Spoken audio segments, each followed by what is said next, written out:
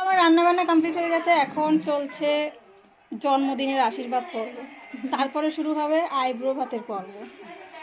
তো এখন আপাতত জন্মদিনের আশীর্বাদ করা হচ্ছে, সেটা তোমাদের সাথে শেয়ার করবো। চলো, আমার রান্নাবান্না কমপ্লিট হয়ে গেছে, এখন চলছে জন্মদিনের আশীর্বাদ পর্ব, তারপরে শুরু হবে আইব্রো ভাতের পর্ব।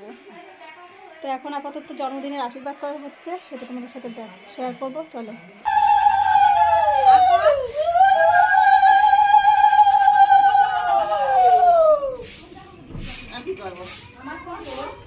ওই একটু পায়েস খাও ওখান থেকে, এটা একটা চামচ নিয়ে আয়। তো এখন আশীর্বাদ করছে আমার দিদা, মানে অনুশ্রীর বড় মা। আর এই দেখো, এই একজন আবার ক্যামেরার সামনে চলে এসছে, কিছু বলার নেই। তো তারপরে আশীর্বাদ করছে অনুশ্রীর ঠাম্মা, মানে আমার দিদির শাশুড়ি মা আর আমার মামিমা।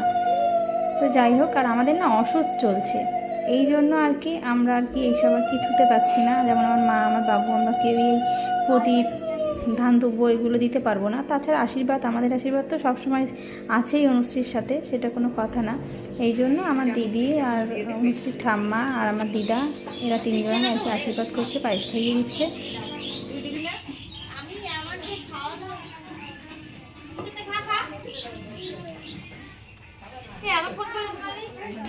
তো আমাদের বিপ্রজিৎ, মানে অনুশ্রীর একমাত্র ভাই, তার ইচ্ছে হয়েছে যে সেও দিদিকে একটু খাইয়ে দেবে, তাই আর কি খাইয়ে দিচ্ছে।